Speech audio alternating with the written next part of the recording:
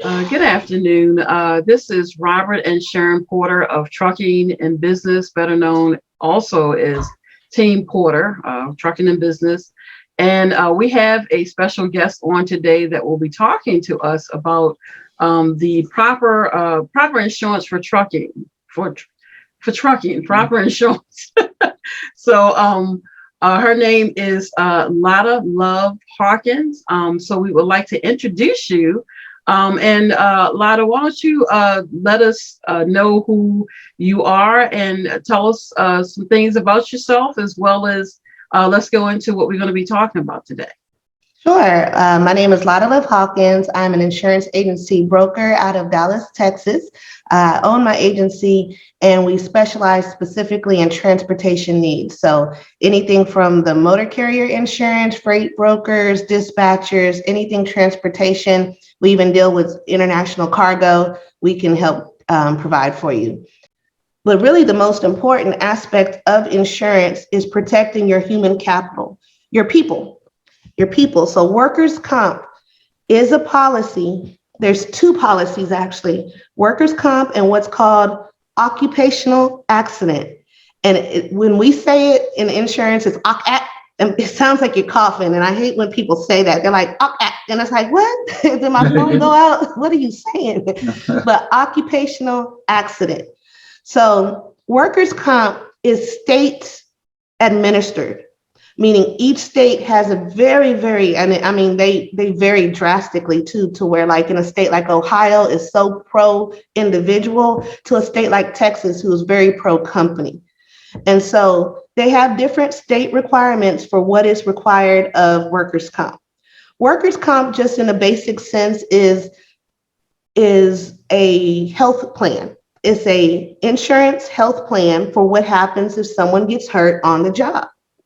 So the remedies, as we call them, for workers' comp, because even if you don't have employees, anyone doing work on your behalf, you owe them the duty to make sure it's safe to do. You know, you've given precautions, you've written out, you gave clear instructions. But again, things happen. So let's say this person was taking out a load from the back of your truck, slips and falls, breaks their leg. So let's say in this scenario that this happened inside your truck versus on the dock, because as I said, on the dock, that would be the warehouse. Now, this person is the employee of the warehouse, so they would still kind of, in this particular scenario, fall through. But let's say it's someone you hired to help because this was touch freight. That's all you, because you hired them. They're touching the freight as required in your, agreement as you're dropping off this load. So they're helping push, they break a leg. What happens to them next? So unfortunately, so little people know what happens next. They just, oh my gosh, my leg is broken. For the most part, you end up in the ER, to which they're going to ask you 3 questions. What happened? How it happens? And who's covering it, basically? Is this going to be on your bill? Do you have private insurance? Do you plan to get a lawyer? Because that's a whole nother conversation. But if you plan to get a lawyer, there's so many extras that can happen on a medical bill. And that is actually the bulk of a nuclear verdict, is the medical side. That's a whole nother conversation. And then lastly, they ask you, did this happen in the course of work? AKA workers' comp, because workers' comp has benefits of health insurance. They have a death benefit. They have physical therapy benefit. I think a lot of times we hear about workers' comp from the old cases of asbestos and, coal miners breathing it in. They get the sharp pieces of asbestos in their lungs, and they have, this long-term disease. And now what happens? They got that only because they were working in the mine, which they were working, their employer didn't have the right mask, and it caused inevitably, unfortunately, their death. What happens? Workers' comp. Workers' comp has it if someone did a claim that they got sick on the job, their family would have a death benefit payable. Their care would be payable because that that hospital bill doesn't just necessarily go away when someone passes away, unfortunately. Certain parts, and that's so important because look, I'm very passionate about that because I think it's really wrong to ask people to sign things when they're in distress. They're not thinking right.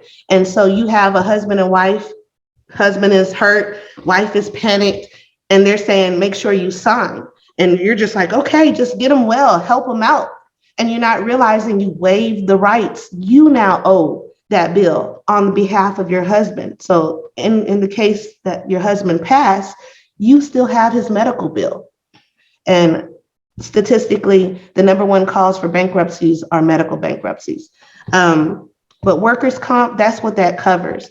So if you don't have workers' comp insurance, you owe your employees the courtesy, and in some states, the legal obligation to say, we do not have workers' comp.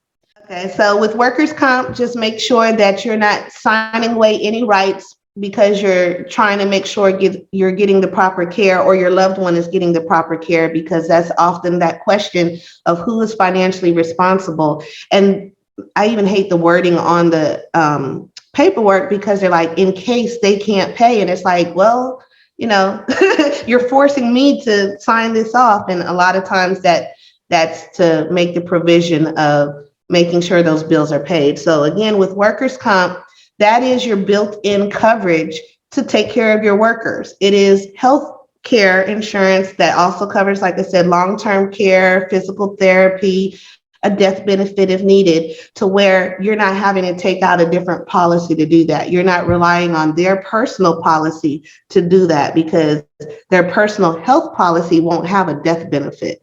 So it's especially made to make sure it's taking care of the occupational needs of your workers. And the other coverage, occupational accidents, is a less expensive version. It's not mandated or overseen by the state. So it's less expensive. Some places have better coverage, but it's just an alternative to where if you're not wanting to get workers' comp, you can look into occupational accident as well. But that's pretty much it. So I think I was just saying at the very tail end, but the negative side is if you do not have workers' comp, you need to disclose that to your employees, contractors, anyone who's doing work on benefit of your company, meaning the benefit is they're getting paid by you, you need to protect them.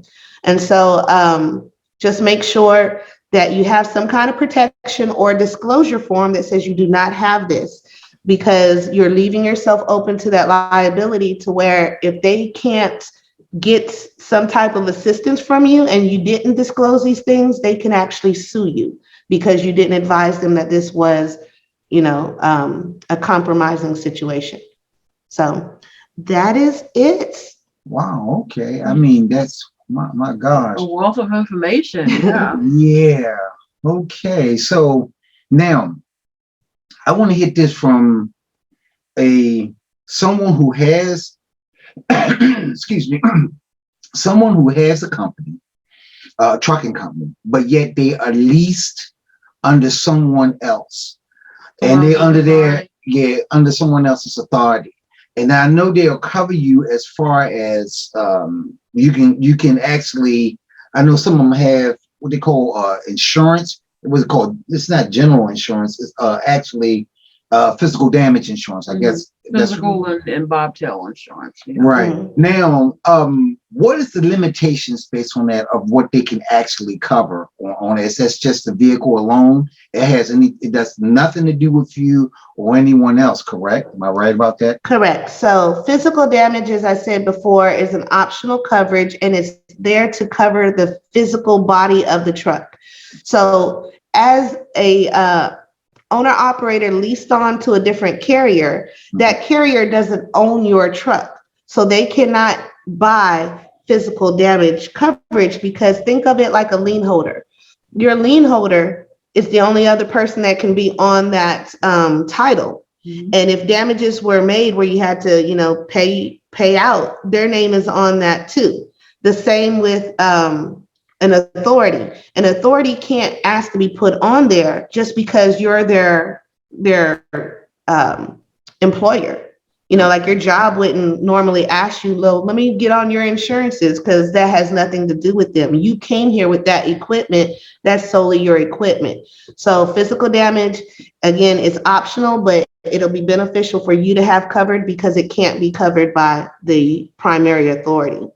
The primary's authority responsibility is the liability portion. It's as you're operating under my business, I will be responsible for, your acts and things that you're doing for the general public. So if you, run over somebody, it's under their authority for the safety scores and all the other stuff. The bobtail just means, and the formal name is non-trucking liability. Mm-hmm. It's liability that you can take if you use your vehicle. It's more commonly for if you're not exclusive to this lease to the primary carrier, like if you lease on to other places, if you even use the vehicle in personal use, it just kind of gives you liability coverage to be on the road still in that commercial vehicle when you're not on load. So that's what that coverage is for. So what kind of insurance would you suggest for somebody in that case to protect themselves if something, God forsaken, happens that they need? So what kind of insurance would you say if somebody was coming to you and say, hey, I'm under somebody else's authority. They got my physical damage. What else would I need in order to be covered under that? So what other insurance would you suggest that someone would have operating under someone else's authority along that line? So the primary authority has, like I said, the bulk of the responsibility. As a leased on person, your concerns are your physical self as well as the equipment that you bring to the table. Other than that, you don't really have a lot of liability on the line because that's part of what your lease agreement is covering. It's that saying that they're covering all those responsibilities. So that's why it's really crucial to make sure you're fully vetting and aware of who you are allowing to be leased under your authority because they're the primary one. But general liability, like I said, covers your business. Okay. Again, health and life insurance, everything else is going to be more so on a personal basis because a lot of times you're not being another business leasing on to an authority. If you are, you're just a more organized, but in this case of just running trucking, you don't have too many other responsibilities or liabilities as just a business. You're kind of on the same level as an individual when you're leased under in trucking. Gotcha. Yeah, I know a lot of times where, you have owner operators that are, like you mentioned, as far as leased under someone else's authority. You could have some that run hazmat materials. They have found that, it's hard to get general insurance because of the fact that they haul hazmat material. How could someone that runs under someone else's authority that hauls hazmat material get general insurance, or is that possible? I'm pretty sure it's possible, but I'm just following the train of kind of where the claims will go. The first responsibility is the authority would have to have that same hazmat endorsement for you to even be able to do so. Mm-hmm. So you couldn't really initiate. I mean, you'll have to have it too, but they have to have it first. Mm-hmm. So they're again on the line. Now, if you're finding you're in situations where they're using your credentials that they don't have, mm-hmm. that's actually improper because they have to have the authority to accept the particular loads. And so they have to have all the credentials and, their credentials are based on, of course, the credentials of everyone else, but they have to have it first and foremost too. So you still should be able to get general insurance if need be. Correct. General liability is available. Mm-hmm. Oh, okay. So what does a policy like that cost? So it's really sensitive to what all you do. So like you said, a hazmat driver and someone who's running over the OTR versus local, we'll ask for those specifics just to kind of narrow it down. But a lot of our trucking companies that have 2 years, at least a CDL with 2 years experience, it's right under $1,000. So $998 actually. You could pay. Look, I'm looking at. Okay, I do have it up here. So $943, and it's $269 down and $80 a month for 9 months. Oh, okay. So really flexible, and that's $2 million aggregate. Oh, okay. Wow, that's Yeah. that's awesome. That's good to know. Yeah, so it's good to be able to have these different insurances in place, and it doesn't break the bank, so to say. Absolutely. You never know when you may need that type of insurance. So so that basically answered my question. Okay, so basically, why don't you let everyone know how they can get in contact with you based on trucking insurance? And we'll list the information in the description below. But how can people get in contact with you? So to do a quote, it's lrmctrucking.com, and that takes you directly to our quoting page. So that's to get a quote. To follow me on social media, I'm most prevalent on Facebook, and then I have all my other stuff on here. So my full name, Lotta Love Hawkins, on Facebook. And you'll be able to see the different communities. I have the websites and such listed on my Facebook profile. But those are the best ways. I'm highly responsive on Messenger. I think that's my new phone, really. It's just been really good. And that's why I just tell people, I think, I really just don't think that people are innately,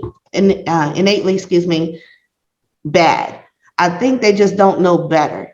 And so when you show someone a better way, you take away some of this fear and anxiety in truly connecting to people, because that's really what I've found in developing these communities. The ones that are out there causing harm is because they're scared. They're being defensive, and they feel like they have to charge you for everything because they think they're being taken advantage of. Little do they know, if you put out good, people find you. And that's what we kind of promote in the group, is just be of value. People find you. People remember you by what you do and say and how you make them feel versus how much you charge. And so I even tell people, don't put out the price first, because you didn't even find out the need. You don't know what they need in a dispatcher. You need to first build that rapport, do a true intake, and just sit down and see what are your needs and can I help you meet those needs. If anything is misaligned, give them to someone who can service them better. Don't be greedy. And even with insurance, because I hear this a lot, everyone just thinks all we're about is just grabbing the money. And it's just like, no, education is key, because true transparency, I get paid per the year. If you don't make a year, I have to give money back. I don't like giving money back. So I'm in it with you the same way. And so, education benefits us all. We all can learn, because if this is not a match, this one driver, guess what? They're going to go and tell their friends, not, oh, this person couldn't help me, but this person was so helpful. This didn't work because she doesn't do box trucks, but she told me she does dry vans. I think that, so they went and recruited someone for you, and you didn't have to do anything else but be yourself and be genuine. So it works. So that takes you back to the old-fashioned word of mouth. Absolutely. And that's all it is. It's word of mouth. But so many people are afraid. They think their social media needs to look a certain way. And some people, even in word of mouth, they're just not natural people. They're a little afraid of what someone might say, how someone might receive them. And I tell people all the time, be genuine, and people help you along the way. I don't know. It's okay to say that. I don't know, but I'll find out. They'll respect you more than, oh, yeah. And then you blow them off. That's not a respectful attitude. So yeah, well, sad to say, that's what we're dealing with within these days. Sad to say. But we're gonna let you. I know we're gonna be getting ready to close out here, and we're gonna let you go. And I tell you, I've really enjoyed Yes. this Thank you. meeting. And man, it's just a wealth of information. I thank you so much. Well, thank You you for know, the opportunity. I appreciate it. well, thank you for the opportunity. So I mean, it's just wonderful how this really turned out, honey. I'm gonna let you do what you need to do, and I mean, it's just been wonderful, wonderful. Okay. Well, we Thank you. appreciate you being on with us this evening.